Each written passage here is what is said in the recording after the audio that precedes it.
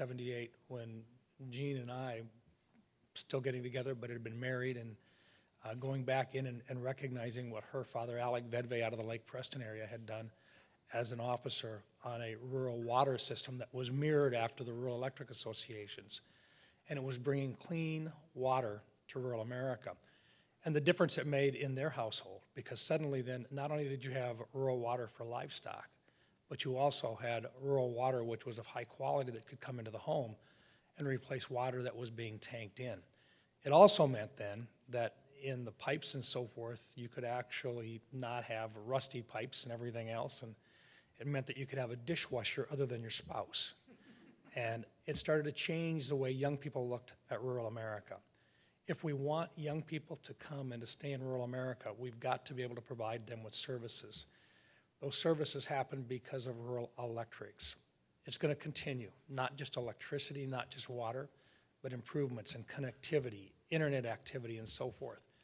This is what rural electrics or rural cooperatives can do. It only works because you have local involvement. Tina and I are both coming from rural states. We recognize that. Today, as a team, we're trying to bring attention to the needs in rural America, and that if you really want the economy to grow there, you have to continue to focus on the different challenges that you have in rural areas versus the urban areas. We can make that happen, but it takes everybody working together, which is one of the models of rural associations, rural cooperatives.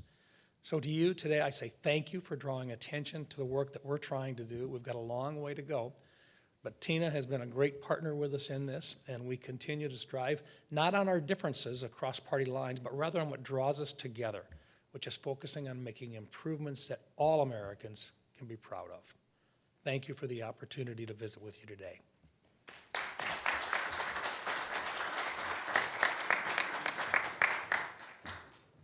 Thank you so much, Senator Rounds, for your support and your remarks. And I am also a product of rural electric associations on my farm, and so have seen the value for many, many years. Next, I'm honored to present this year's Cooperative Champion Award to Senator Tina Smith for her tireless advocacy in support of cooperative businesses. As a Minnesotan, I know how important cooperatives are to all sectors of our economy, and appreciate Senator Smith's support for further development of this robust ecosystem. Please join me in welcoming Senator Smith.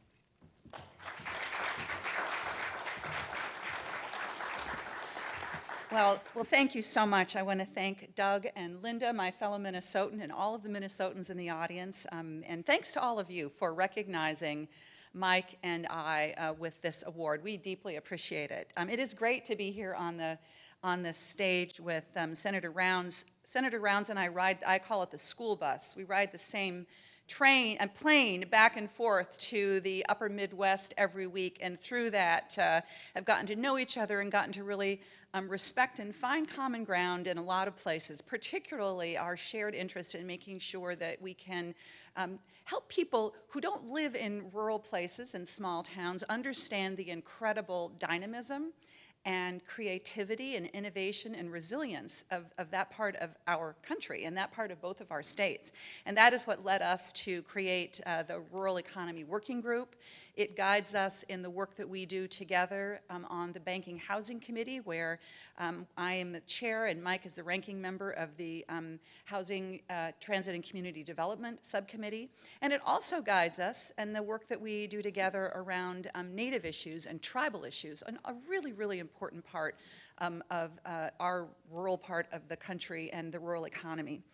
So I'm really delighted to be here with Mike and to be here with all of you. Minnesota has a rich history in the cooperative movement. Cooperatives are a unique organizational model, and they are really designed for the good of the whole and to raise up and to provide benefits to members and owners.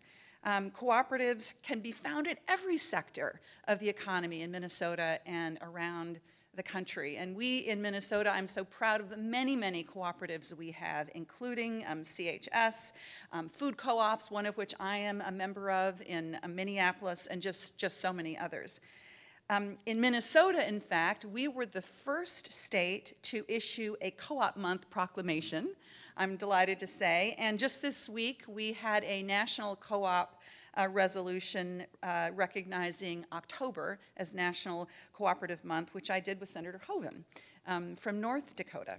So the importance, I think, is for us to recognize and lift up the powerful work of co-ops across all sectors of our economy.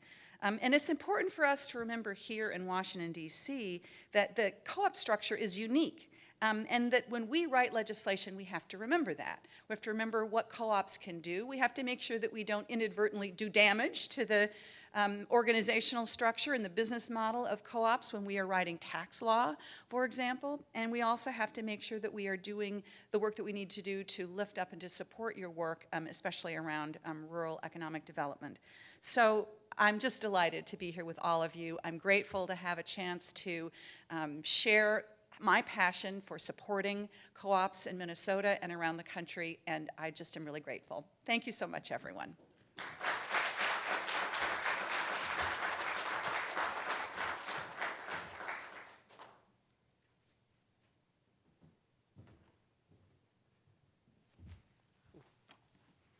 Thank you both, Senator Rounds, Senator Smith. It's truly an honor for you to be with us in the cooperative community today. So we appreciate your time and we celebrate you. Please take these beautiful crystal awards back to you at your Senate offices, and it'll be a reminder for you and for all the visitors of what champions you are for the co-op community. We will proudly display them.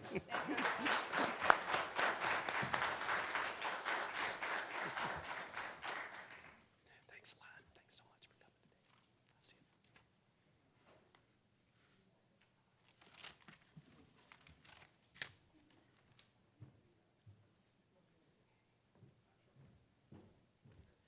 All right, thank you so much for joining us this morning. We're going to take a very brief break until about 10 o'clock, where we'll have the next session that'll start. So those folks that are joining us on the live stream, please stay tuned. You can keep this browser open, and the link will stay live all the way through, and we'll let you know when we come back. So thanks again, and we'll see you at 10.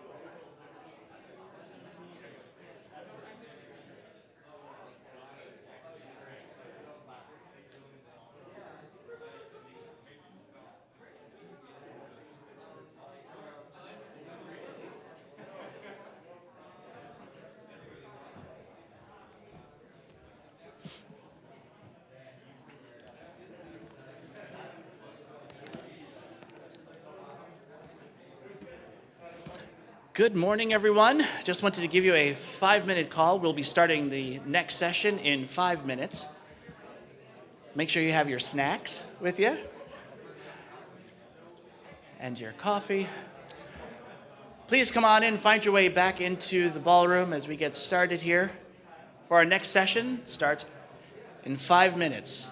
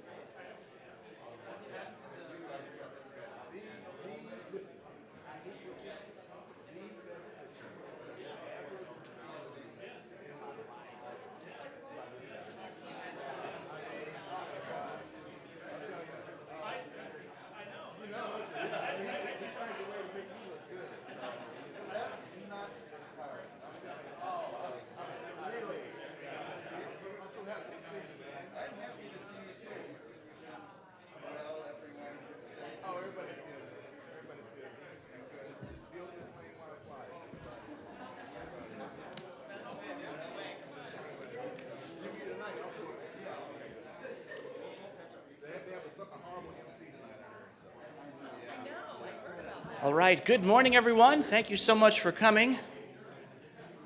As we get settled in this morning here to start our next panel, I will introduce the president and CEO of NCBA CLUSA, Doug O'Brien.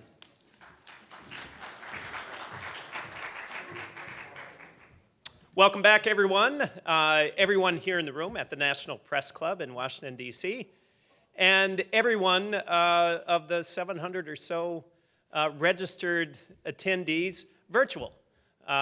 We're so glad that everybody is with us again this morning, and I'm really excited about this next panel. Cooperatives, of course, are a time-tested, proven strategy for businesses that create stable and resilient communities and that reach across generations. There is a sea change occurring across the country and within the cooperative community. Millennials are eclipsing both boomers and Gen Xers. The next panel, sponsored by the National Co-op Bank, will explore the implications of this dynamic for cooperatives and CDFIs.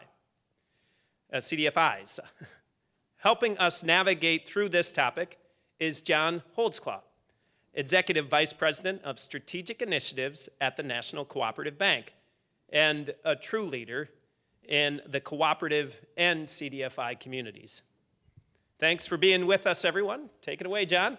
Thank you so much, Doug, and thank you to everyone for being here today and for everyone who is joining us in the virtual world. Professor Hortes Noble could not be here this morning because of a late thing, but in the spirit of voluntary and open membership, Christina Jennings took part in the volunteer piece right away. So let's give her a hand. As I texted her with my toothbrush in my mouth, going, "CJ, I need you now." So that said, thank you so much, Christina, and thank you, Jackson. I'm not going to go into their bios. I'm going to tell you, I'm super proud to be sitting up here with two amazing advocates. Number one, and I'm really wearing two hats today.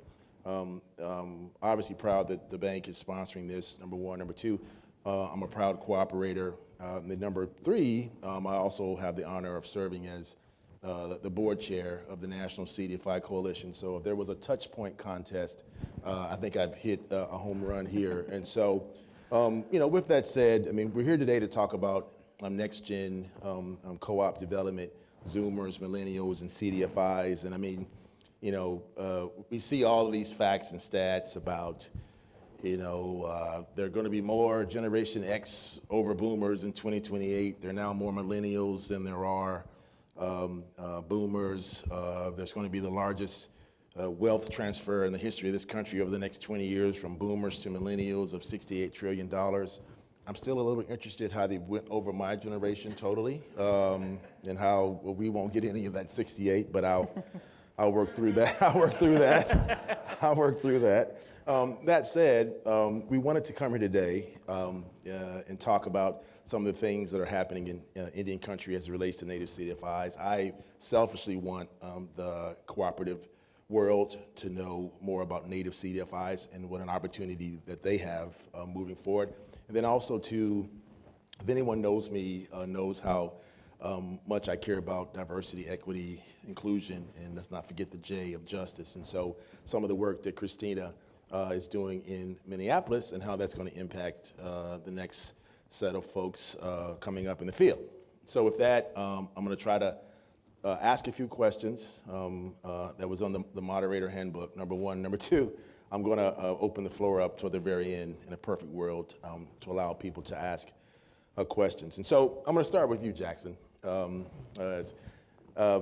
Please, for the audience here, please explain to them, some people know that CDFIs are financial intermediaries that deal in community and economic development, but please explain to the audience what is a Native CDFI, if you don't mind. Well, great. Well, thank you. Yeah, that's how we say thank you in the Navajo language, and that's a language of my people. And on that, I want to also say Yat-e, and this is the Navajo word for saying all is well, or it'll substitute for welcome. And I wanted to, first I want to see if everybody want to learn Navajo today. So it's you can do it. So Yat-e is the hello. Yeah, it's three syllables. Ya, So Ya, Yeah. te. perfect. All right. Perfect. That's awesome. And so that is the language of my folks. And so you're well on your way to learning Native American languages. You just have 500 more to go. So, back to what our members do. I work with a group called the Native CDFI Network. And we are a national network of CDFIs. And fortunately, I'm sitting next to CDFIs and CDFI friends everywhere here. So I don't have to explain CDFIs. But Native CDFIs work in Native American communities. And a lot of them are reservation-based. And there are reservations all over the country. There aren't any, there are very few on the East Coast, obviously. And there's a reason for that, because our folks are moved out. But some of them are also rural, and some of them are also even urban. And we have some great examples of urban CDFIs, even in Minneapolis, St. Paul. And we're really proud of what they do.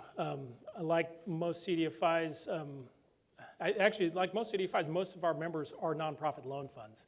And we have folks in 27 different states doing awesome things. Our members primarily do lending in 3 different areas.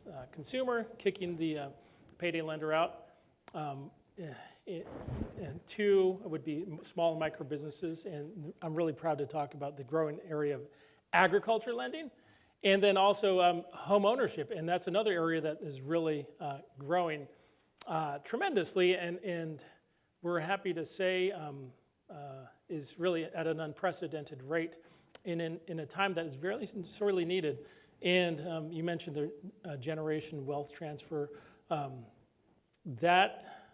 Something Indian country is looking forward to if we're able to participate in that. I think one challenge that I think a lot of the communities here probably know about is, in order for there to be intergenerational wealth, the generation before you has to transfer it to you, and that's not the case for most of Indian countries. Definitely not the case where I grew up, where the per capita income in 10 years ago was $6,000 per person.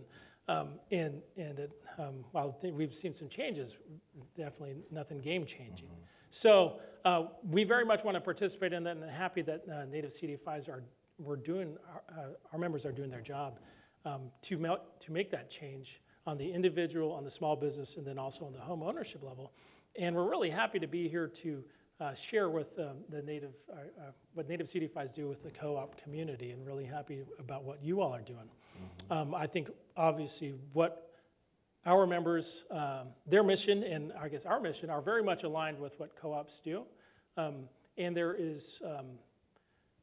aren't Native American co-ops active in the way that I think we can have them. And so I see that there's a lot of opportunity, and we are at a point where our 55 plus members are stronger than they have been before, despite a lot of the challenges that they faced during the pandemic.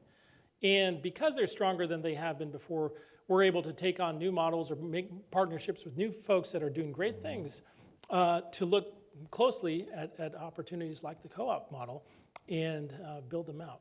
So, Awesome. Thanks. Man. We'll have more on a little bit more on that later in regards to what Native CDFIs an opportunity that they have. So, is it okay if I call you CJ? Like I always call you, CJ. Our next question is for you, and I know that we've talked in the past about some of the racial equity initiatives that you're doing there or plan to do there at Shared Capital. Can you talk to us about that? Number one. Number two, can you talk to us about how you see millennials or Zoomers or younger Americans taking part in that work? Yeah, of course, we still think, some of us Gen Xers still think we're young, but the gray hair is starting to tell us otherwise. So yeah, I'm happy Gotcha. to. Shared Capital Cooperative. I think, so as a CDFI that's owned by cooperatives, and we have about almost 300 co-op members who own Shared Capital now, I think so maybe about 5 years ago, I think it was 2016, we took a look at, we started having a conversation about our work and about the mission, and I think really realized that although to all of the board and staff, it was really clear that social justice and racial equity were at the core and center of what we were trying to accomplish, that was not as overt as it needed to be, that we needed to be much more intentional about it. So we did things like change our mission up, which was great, but of course doesn't actually change anything necessarily. But then really also trying to take a look, we sort of mapped it out as we needed to look at our organization, we needed to look at the loans we were making, and then also look at the impact that the co-ops that we were financing were having in their own communities. And so making sure we're looking at all of those three levels to see if we're really kind of moving, what are we doing to really advance racial and economic justice.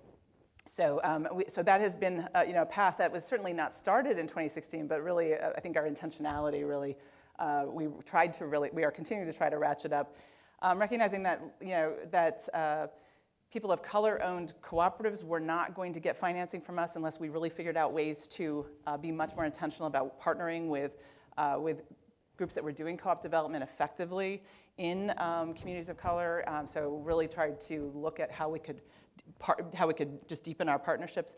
And so all of that has been sort of pieces of the work. I think we're really proud that last year about 42% of all of our lending went to majority people of color owned cooperatives. Actually 58% of our business lending, because the housing lending was not quite as diverse as the business lending. It was 58% of our business lending went to majority Black and Latinx owned co-ops. We're really proud of that, and there's more to do. That's like, okay, so that's one piece. Got to keep deepening the work. So that's, I guess, some of the ways we've tried to allocate resources, but also do a lot of work internally in the organization, and it's ongoing. But I guess in terms of, I think that this is this really important opportunity where we need to, I remember when I came into CDFI work and I came into co-op work, and I thought I was sort of young, and now realizing, okay, we really need to make sure we're bringing in exactly the question that you're asking, which is where is the next generation of leadership coming in the cooperative space and in CDFIs. And I think we're seeing some incredible talent. And now it's going to be up to the boomers and the Gen Xers to step aside and make sure that we're giving them the space to step into real leadership and not make them wait until 20 years from now when we're finally willing to cede power. That's it. Well, and I'll say this as someone who's raising a Zoomer, pray for me, please. Please do. I hope he's not watching this right now, but please. And it really, just based upon what you said in regards to those numbers of working in your community, if you think about since the pandemic, 41% of all Black businesses have been shuttered or shut down. 32% of Latino, and I can't even imagine what the number may be like in Indian country. And so, again, I think it's important that we work to address those moving forward. I know years ago, the city funded this next generation of CDFI leaders. That funding lasted about 2 years, and then the funding went away. And so I guess all the future leaders dispersed themselves amongst the country. But again, a lot of work to be done there. So Jackson, back to you. I rarely get excited about things. My wife tells me that a lot. But that said, please talk to me about the Native American Agricultural Fund, or NAAF, and how it's going to be possibly could be just such a tremendous opportunity for Native CDFIs, especially as it relates to co-ops. Mm-hmm. Well, the story of the Native American Ag Fund is definitely one to get excited about.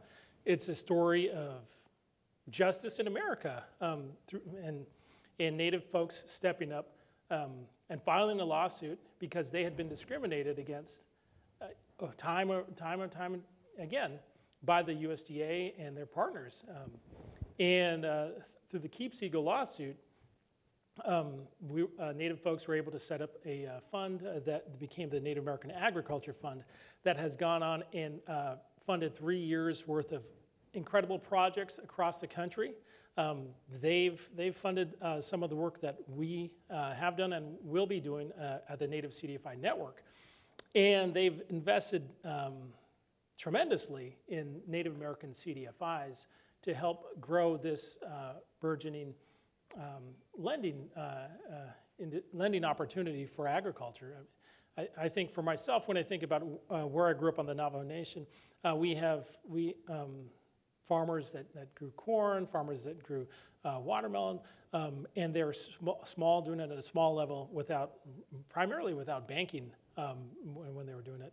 And they would get and harvest in the fall and then sell at different events. We have a fall fair, not happening this year, but we have a series of fall fairs, and hopefully next year we'll have them. So if you find yourself in Arizona, New Mexico, Utah, and want to see something cool, come to the Shiprock Fair in first week of October is when it usually happens.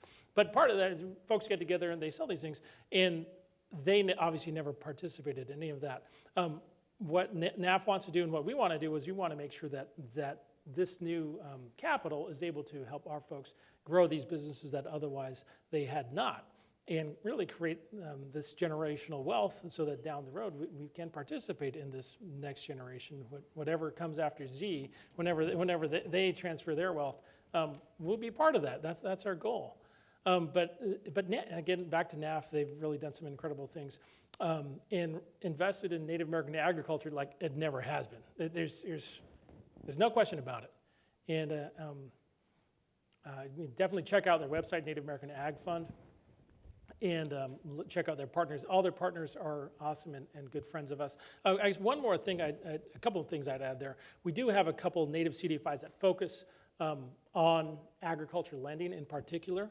We have a brand new one called Akitan, and they are based in South Dakota, run by a great team, and they are doing agriculture lending in that space. And their goal, I think our goal, is to make sure that we have any entrepreneur that wants it has that access to capital. We're obviously looking for partners there as well.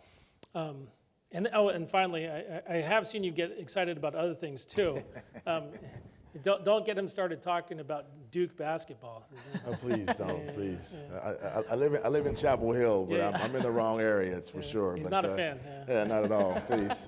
Don't get me started. That said, I mean, just to talk about just the level of impact with the fund, $14 million in grants awarded to 54 organizations serving native producers, 141 sovereign tribal nations in 26 different states, impacting 125,000 native farmers, fishers, ranchers, harvesters, and community producers. I mean, that's just amazing impact. And I do think there may be a few finance folks in the crowd here, so that may be a good opportunity to make some correlations there. But I also feel like, again, there could be an opportunity also on the co-op side there. But again, it's a great opportunity of fighting for justice and fighting for fairness is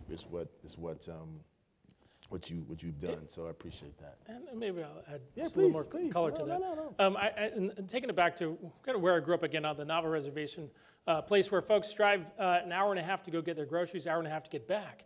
That was the type of environment a lot of Native folks have. And that's an environment where people spend 80 cents on the dollar off, I guess, outside of their communities. And that, if we're able to bring that co-op model back and make it work, then we're able to create a real economy. And obviously that's something that this group understands full well, and I think that's where this opportunity lies. Right. So thanks. And I'll say this, and I love all the cooperative principles, but my favorite is always concern for community. I mean, I think about my father who worked for the Statesville Housing Authority for years, and I remember vividly, it used to be this thing called the Jefferson Award. I don't know if they had it in your community, but it was supposed to be for people who would do tremendous, community service and whatnot. And so back when there were bigger newspapers, I was an avid newspaper reader. So I came home one day from high school, and there was this list of all these Jefferson Award winners. It was a pretty big deal in my little hometown of Statesville, North Carolina. And there was my dad. And I'm like, wow, there's my dad. He had won the award, and so he comes home that day, and I say, well, Dad, I see you won the Jefferson Award. And he's like, yeah. And I said, well, wasn't there a dinner? you know? He goes, yeah. I said, did you go? He said, no, I didn't go. Well, why not? You know, that's a pretty big deal. And he said to me, and I think this is really what is me as a person at my core, he said, at the end of the day, son, all I want to do is help people. So in that regard, I feel like I carry that. I feel like cooperators carry that for concern for a community. They want to help people at their core. And so, again, can't express enough how important the work of the Native CDFI Network, other CDFIs, what you're doing, Christina, and you all at Shared Capital. I do want to say also, too, we will have an opportunity to have questions from the crowd, but also our virtual crowd as well, who have questions. And so with that, you know, Christina, I mean, so you've got this initiative underway. Again, obviously, I know it's going to be successful.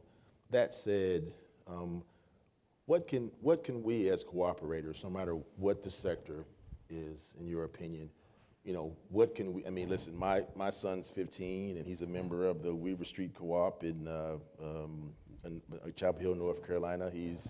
We just opened up his first account at Local Government Federal Credit Union, run by Maury Smith, one of our former board chairs, and truly one of my, I'm one of his biggest fans.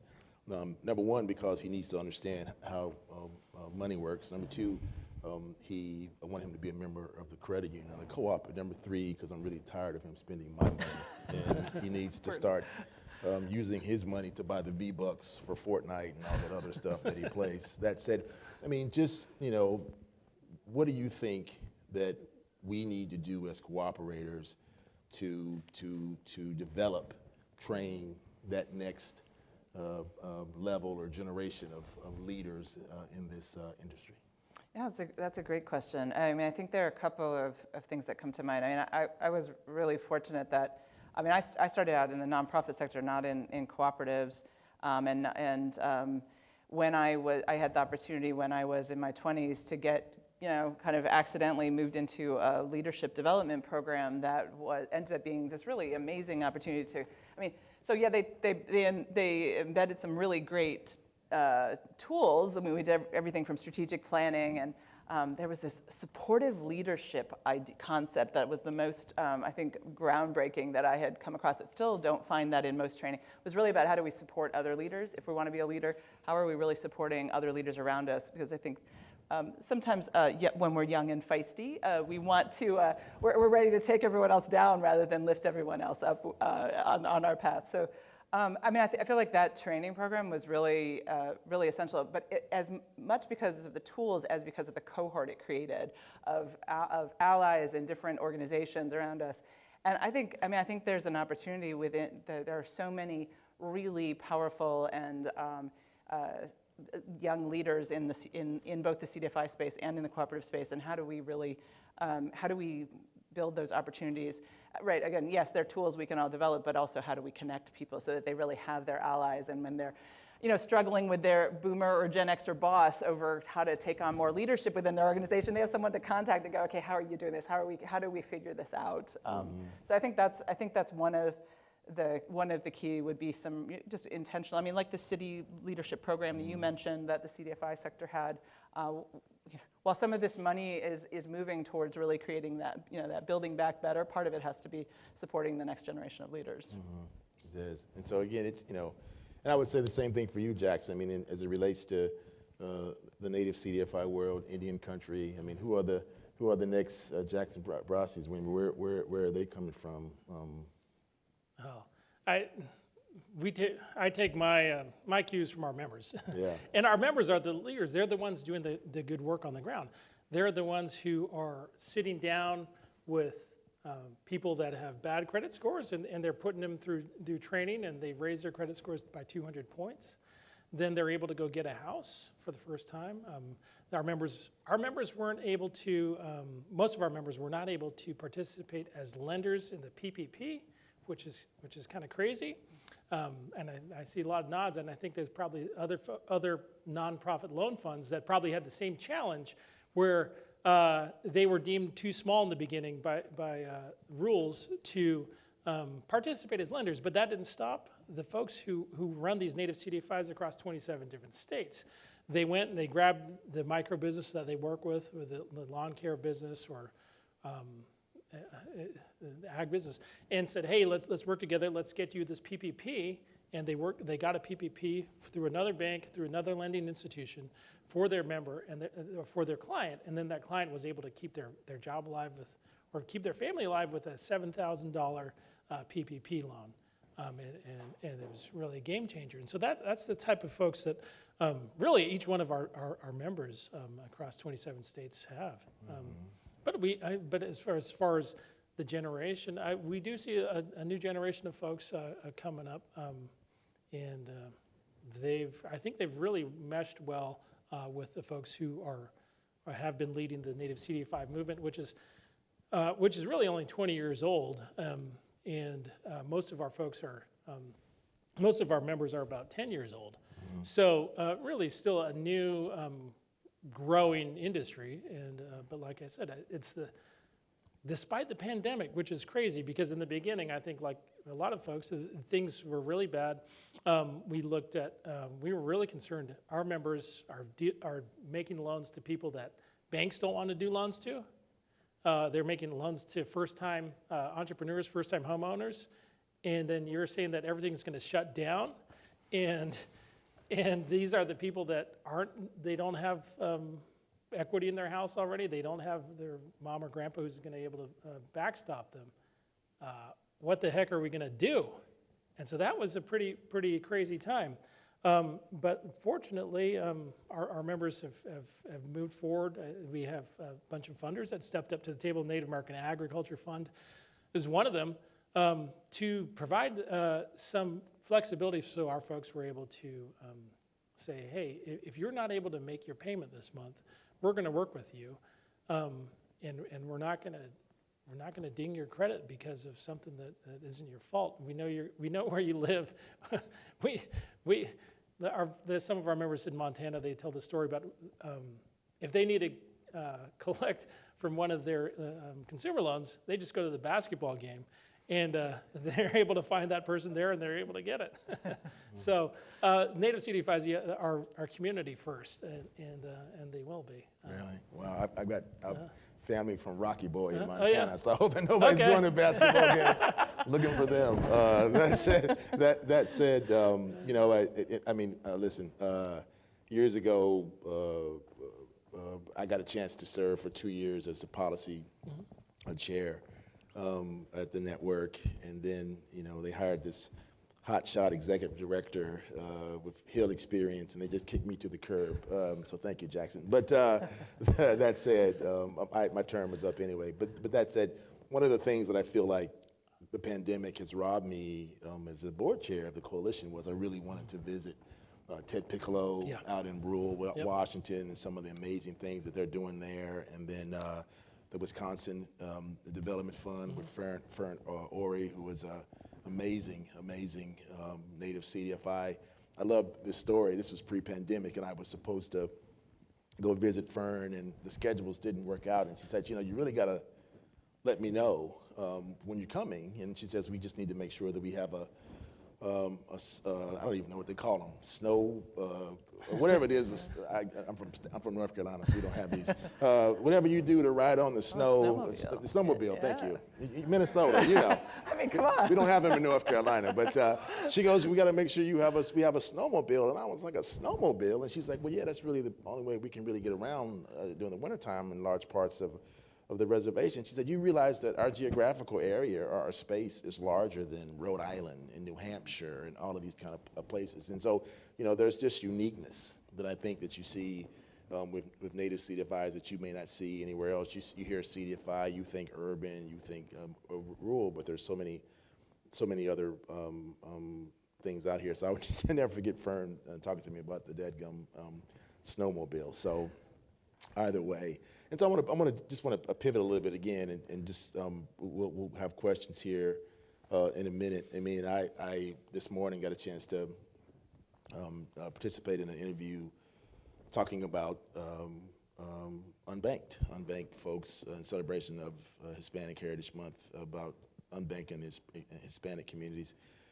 That said, one of the things we talked about was, what led to that level of folks being unbanked, and be it trust, be it, folks fearing of services and charges being too high. And so, I stopped and I took a look at some of the numbers from an unbanked standpoint, and you've got a majority of folks in this country who are unbanked. You have 12% are Hispanic, 14% are Hispanic, and the group that leads that 18% are American Indian and Native Alaskans. And so, when you hear numbers like that and you think about the great work that CDFIs are doing, I can't help but thinking about cooperative banking and the credit union models and things of that nature, as they can help folks in Indian country. Are you seeing some of that as well from your members as they, not even just the loan part of that, but just from a banking and financial services standpoint? Absolutely, we're seeing growth there. I think it's also worth kind of looking at that 18% statistic, which is a huge problem, and unpacking where did it come from. And the way I like to think about it is Native Americans have always been involved in the economy in different ways. We was talking about agriculture. More than half of the things that we think about agriculture originated from these two continents, North America and South America. Corn, all these things run by Native Americans, and are something that is really very much ingrained in our society. And work hard, you plant the seeds, you harvest, and then you're able to, you have to save. There are times when things go up and down, and that's all very much economics. And so I think of that as not really foreign, but I do think of banking, I think of interest rates. Those are foreign, and cash economy are things that Native Americans really have only been dealing with for 3 generations or so, maybe 4. That is something that I guess we're starting off at a different place than other folks kind of really take for granted, that maybe their parents, who knows how long they've been doing the cash economy. Who knows how long they've had to deal with interest rates. And so obviously taking it back to, I guess, moving into education, just that and financial literacy, that I don't have to tell this group, but financial literacy is often taught in the homes. It's not really taught in the schools. And so if your family is a family that doesn't have, is already being preyed upon by unscrupulous lenders, they probably don't want to talk about financial literacy. And if they did, they wouldn't have that much to say about it. And so kind of starting off behind other folks. And I'm not saying that, I guess, that's a bad thing. That's just what it is. And so what do we do to change that? But folks are starting off behind it. And I think about pre-Dodd-Frank, for example. There's a place called Gallup, New Mexico, which is right on the border of the Navajo Nation, which is one of these non-Navajo towns that makes a lot of money off of Navajo people.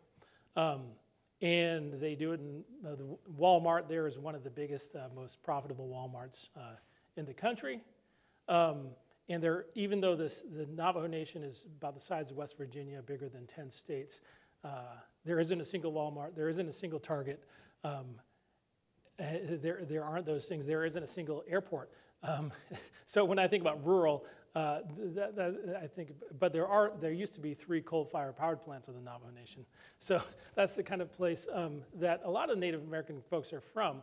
But getting back to Gallup, New Mexico, pre-Dodd-Frank, there were, I think, 2 McDonald's in Gallup and then 40 payday lenders out there. And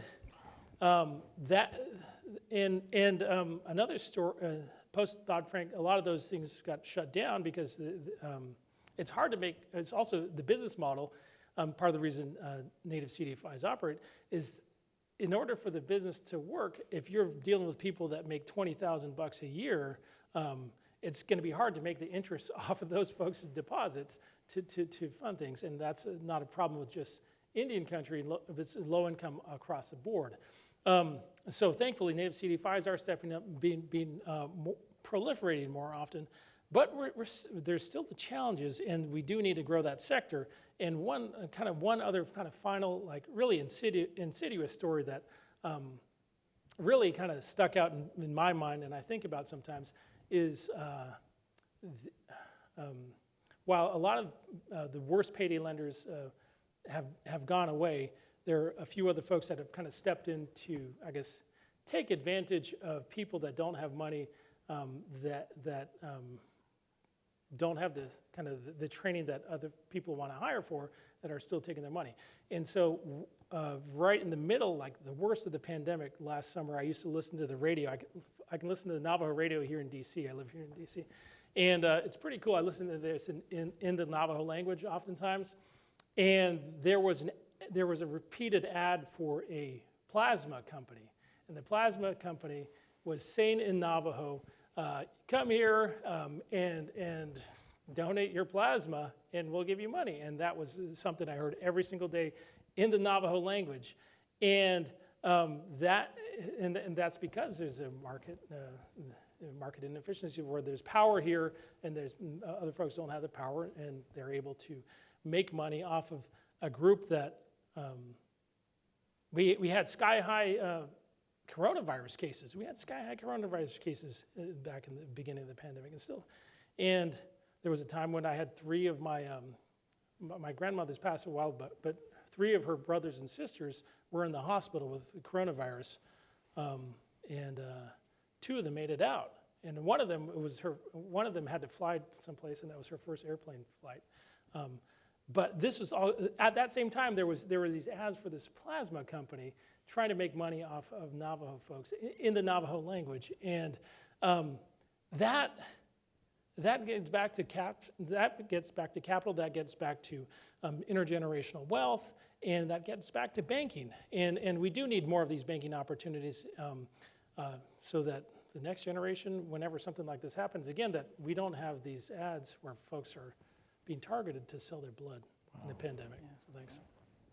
I may not get excited much, but I can get ticked off pretty easily. But that's those stories, though. Wow. Yeah, if I can jump in, Please. I think, that it is a really powerful story of clearly the pandemic had, we're all sitting here trying to pretend we're kind of on the other side of it, but of course we're not. But I think we really saw how deeply impacted a lot of the co-ops that we work with were during the pandemic. And folks really trying to figure out how to just get insurance paid. How do we we've got no money coming in. How are we going to pay insurance for our employees? How are we going to take care of folks? And then we heard that story a lot. And I do think this question of, I think, what are the resources that are really being moved to? I think we were, small CDFIs weren't able to do the PPP to help some of those businesses, but we were really thrilled to have a partnership with the National Co-op Bank, and through years of collaboration, I think we all talked and said, great, we're going to send everyone that we can't provide PPP loans because we didn't have the, 10 million in prior year lending level that you had to have. But being able to know that we had a bank that they could go to and get, we had someone assigned at NCB that we could just direct people to and know they were going to get taken care of, and that was really powerful. So that collaboration among the, because we're all playing sort of different roles, I think we see ourselves as really playing the role of meeting the needs of those that do not, who either cannot access bank financing or may choose not to for some reasons, in the case of some of our cooperatives. But being able to make sure that we have that whole continuum of resources, the deposits and the kind of lending that a bank can offer that smaller CDFIs really cannot is just so essential. So figuring out how do we kind of bridge that. I think credit unions are a key part of that as well. But so credit unions, local banks, and resources that are targeted at co-ops to make sure we can kind of bridge this whole continuum of services that folks really need, but often may have had bad experiences with and therefore are not seeking out. Well, I get a chance to every year to go to the CUNA-GAC, well, pre-pandemic. I think they're going to have it again next year. And I always have this, and Mike Mercer probably could help me out a little bit more with this, but they have this set of young individuals called the Crashers.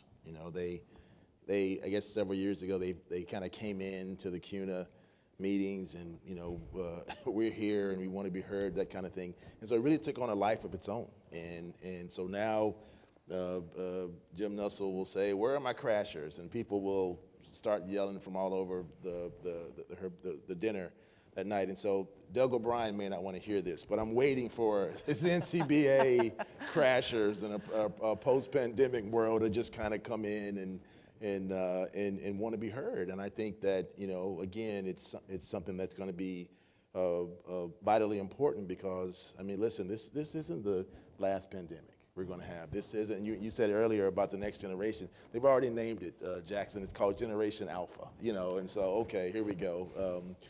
So if you're thinking about having kids a little later, they'll all be alpha. That said, I'm looking for the day that we have these crashers coming to NCBA because they want to learn more about the cooperative model and how it can impact and better their lives and their community. So with that, I want to take this opportunity to open up the floor if anyone has any questions in the room and or virtually in regards to this panel. Again, I'm just, honored to just be up here with both of you today.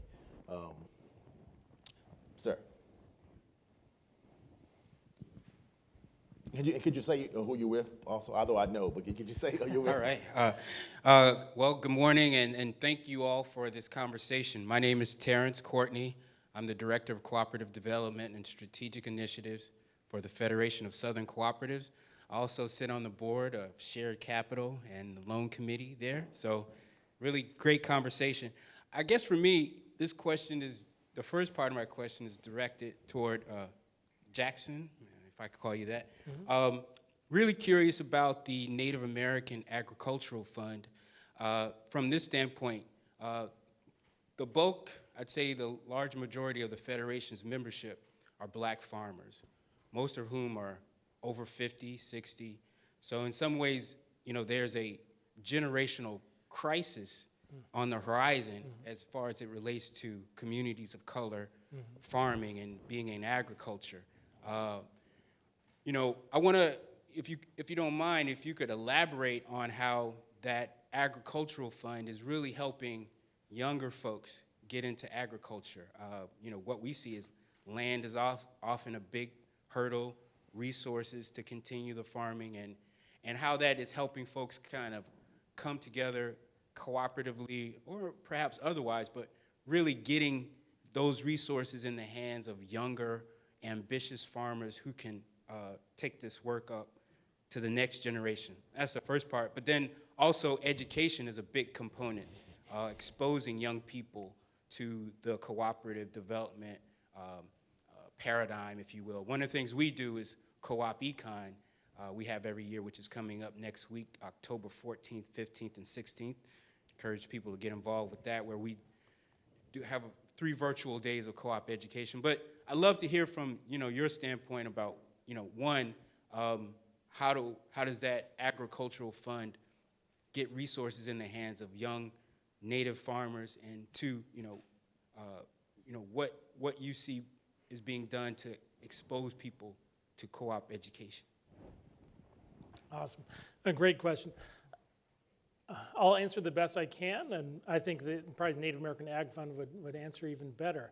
But they successfully have given out a number of primarily grants for both capital for a lot of our native CDFIs, and also programming. And a big chunk of that is targeted for youth programming, and that's bringing in education. And one of the biggest, best groups doing it right now that we partner a lot with is called the Intertribal Ag Council.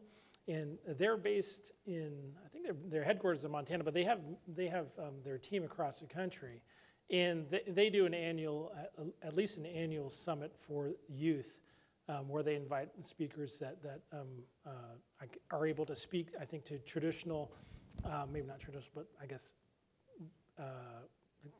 agriculture as it is right now, as it is profitable. And then also, there's also a real interest in this kind of Zoomer space for a bit of co-op, but a bit of a more, I guess, longer-term thinking ag production that is not as, I guess, harmful to the environment, and takes care of the environment for the next stage. So, and they're promoting things like the Tonka bars is an example of something that it kind of falls in that category of harnessing it and capturing what Native folks have done in the past, and also turning that into a way that makes economic sense. So the Tonka bar, for those that aren't familiar, is this kind of a buffalo meat combined with cranberry that's turned into kind of a jerky and a power bar type of thing. And they're able to sell that all over the country. I think I was in Puerto Rico one time, and it was there. It was crazy. So, but kind of that kind of model is something that a lot of folks, Zoomers, are interested in. Great question, Terence. Oh, We have a question from online. Okay. This is submitted by Solandy Brown from the Middle Georgia EMC Rural Electric Co-op in Vienna, Virginia. How can we create a climate that supports multi-generational environment and avoids age-based assumptions and stereotypes? can I take a stab at that? Great question, number one. I mean, first of all, let me just say this.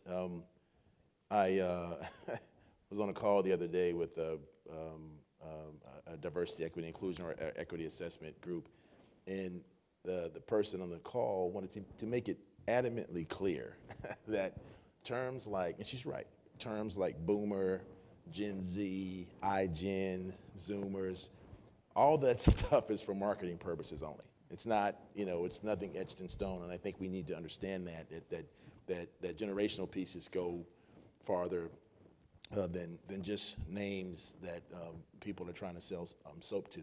That said, I think that to go that intergenerational route, I think it has to cut across all social, economic, all race, all urban, all rural pieces. I feel like there's this. I remember for years when I was doing my government relations work, I'd go talk to somebody about what is a co-op. It didn't matter if the staffer was black, white, Hispanic, it wouldn't matter. And they'd say, well, we don't know much about co-ops. And I'd say, well, are you a member of the Congressional Credit Union or the Senate Federal Credit Union? Oh, yes, we're proud members. Well, you know about co-ops, And so I think it's going to be a continuous education piece, but I think we're also going to have to drill down into the communities that may not typically be served, or people may not understand. I mean, and when I say that, I mean definitely Black and Brown and Native. I mean, I feel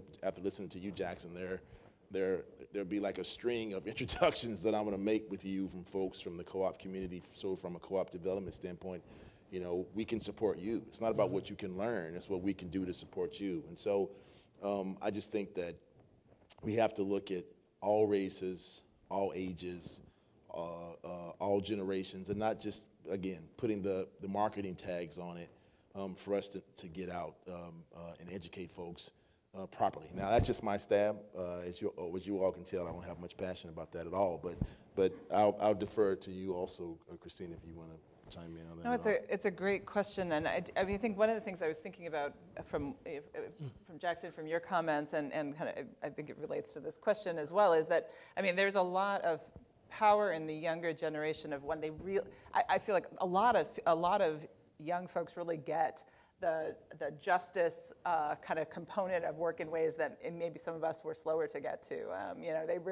They really see things with the lens of how are we changing things for the better, taking that long view of things, not just taking sort of the quick game. Having grown up in the 80s, there was a lot of short view in my youth. Like everyone's just looking at the next week, what can we gain, rather than really taking a longer view. And I think that opportunity to really, I think, listen. It's not about training the next generation. It's really about opening up space and learning from them and hearing them. And I think that's where, but also being willing to incorporate into that the knowledge that exists in the existing leaders, and how do we kind of bridge that so it isn't. I think when we take the position that we're sort of going to impart our knowledge on the next generation, we're missing a huge opportunity. And at the same time, there is all this experience and knowledge from folks. And so how do we really create that space for folks to come together and learn across generations, not top down, but really kind of broadly. So I think that's all of our challenge. I mean, two of the things, and I'm a little nerdy when it comes to this generational stuff, but you know, Deloitte does a Gen Z or a survey every year, millennial survey, and so the two biggest things that they found in their 2021 survey that came out in June was that the millennials and Gen Zers, after the racial and social reckoning of the last year, now are holding themselves accountable for their actions, number one, and then number two, they're starting to realize more and more that they have the individual power to drive change. And so much of that, I mean, you tell me that on a good day, and there's so much about cooperative that's intermingled in there. And so I think, like you just said, Christina, we have to take advantage of those feelings, of them wanting to be able to be accountable, of them also wanting to realize as an individual that they do have the power to drive that change. I got one here and one here. Go ahead. As one of the only Zoomers here, I have a question. Welcome. I can't see the people online, so I can't speak for them. But you spoke, Jackson, to the balancing act of members achieving on margin and mission and how that was difficult during the pandemic. You also spoke to additional funders stepping up during the pandemic to support, which I'm glad to hear. How have you seen your members innovate and create new initiatives to support members through this trying time? And have any of those initiatives been specifically oriented towards Zoomers or millennials? Good question. I think obviously the easiest one, and I think that is not specific to Indian country, is transitioning to more virtual, more digital, more remote. That's something that our members did, and we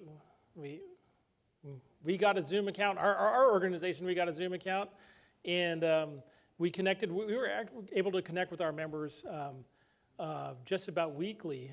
We had a Friday call to the middle of last year to end of December, where we met every Friday at 1 o'clock. And we had our members come, and then we invited different speakers to come, kind of folks from the USDA, talk about things, and then we'd also put them on the hot seat and say, how come Native CDFIs aren't able to do this? Or we had folks from the SBA in the last administration, and we said, yeah, well, there's this $10 million threshold here. Most of our members are nonprofit loan funds, so they're doing less than that, and they're doing in smaller communities, but they should be able to do this. Why not? And this, obviously, we were successful in getting some change there, and we weren't successful, and we weren't batting 1,000. But we were able to get a couple loan funds in the second time around but that took some work. Right. So there's definitely been that transition to more virtual, and that has come with some hiccups. I don't need to tell this group that communities that don't have as much resources to begin with are going to be at a disadvantage when we're transferring to digital. Not everybody's going to have that computer to do it, and a lot of I think folks might use a phone to connect virtually.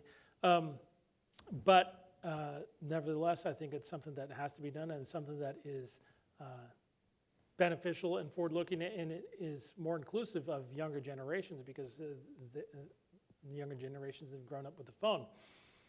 So I think in addition to that, your other question about really targeted maybe programs for millennials and Gen Z, I think that's something where we will probably be seeing some change. And I can't think of anything right off the top of my head. But there are a number of leaders coming up, definitely some millennials that run Native CDFIs, and we got some good examples. In South Dakota, 4 Bands Community Fund out of the Cheyenne River Sioux Tribes, run by a friend of ours named Lakota Vogel. And she's really doing some great things. They're part of a pilot with the USDA, bring back the USDA, to provide direct home loans through something called the 502 program. And they're working with folks to expand that, and we're working hopefully with Congress to make sure that that pilot is something that all native CDFIs can participate in and has the capital to operate.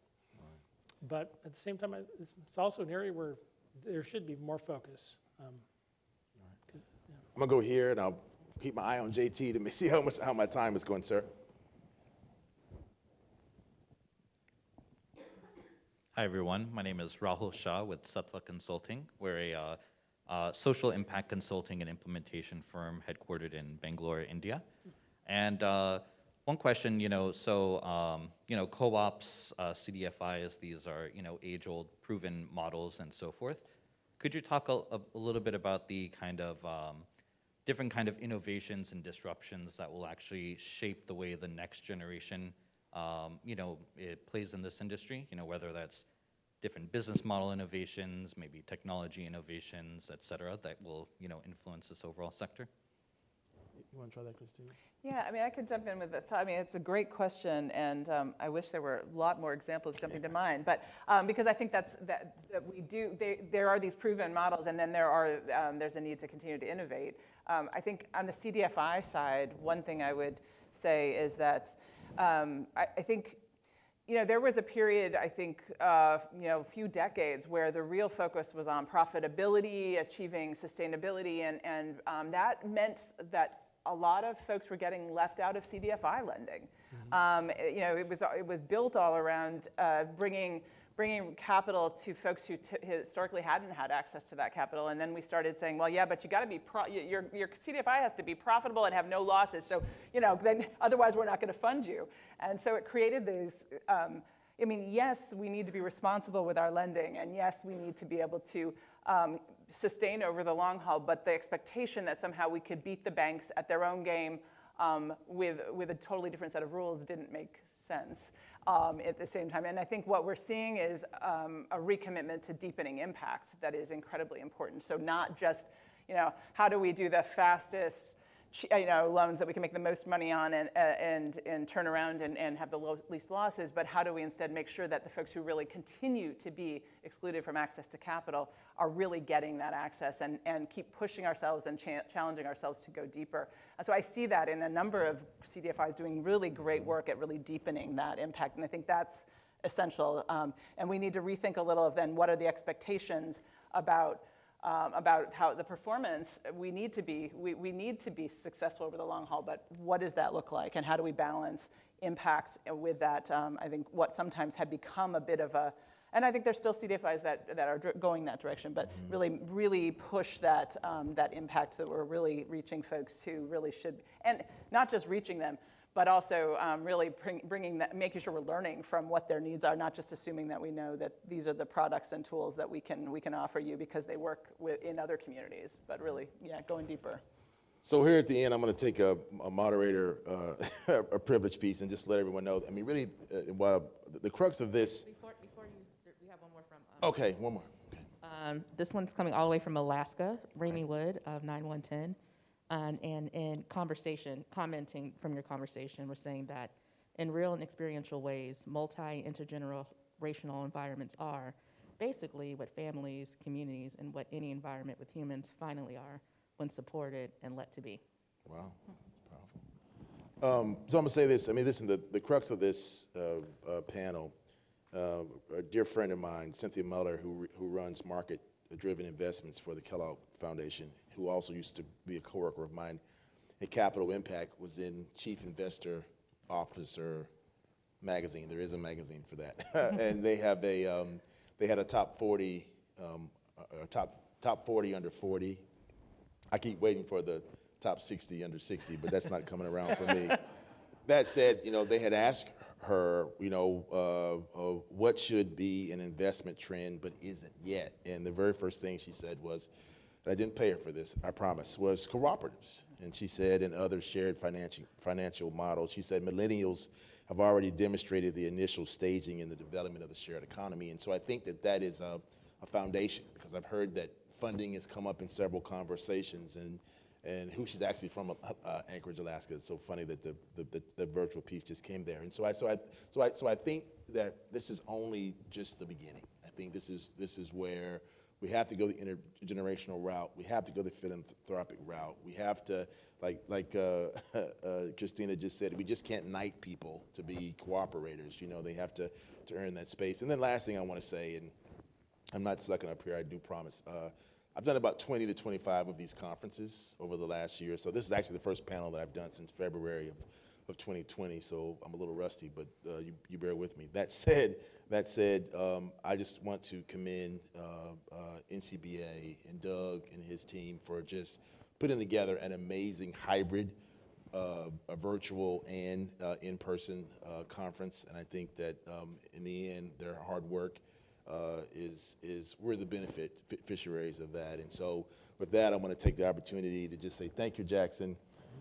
Thank you, Christina, for your voluntary and open membership principle of stepping in at the very last moment as I was in DEFCON 10. So thank you for that. And I want to thank each and every one of you in the room here, as well as those out there in the virtual world, for attending today. And I look forward to the rest of the conference. So thank you so much. Thank you so much. Me too. Fantastic. Thank you, John, Christina, Jackson. It was a great conversation. And I do want to thank again the National Cooperative Bank for sponsoring not only this session, but certainly as a co-host yet again for Impact. It's such a great collaborative relationship with the National Cooperative Bank. So that's our program for this morning. What a great conversation. I mean, we're continuing to dig deep into how we can embrace our cooperative identity.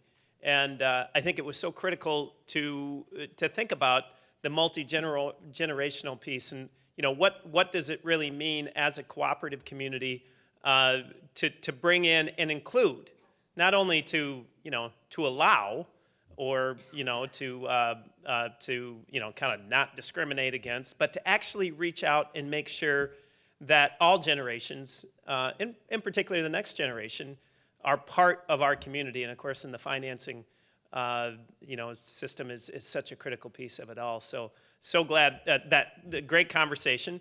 So we'll have, as soon as we sign off with our virtual friends, I'll have a couple notes on some logistics, or JT will step up. But we'll be back at noon for our friends watching virtually with Dr. Karama Neal, the administrator of the Rural Business Cooperative Service, is going to be here for a keynote conversation with us.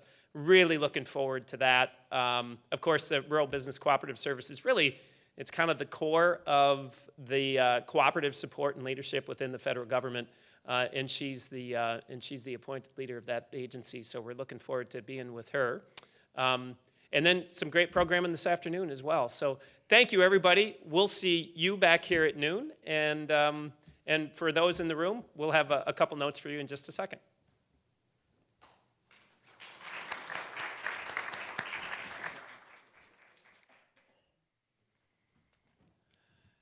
All right.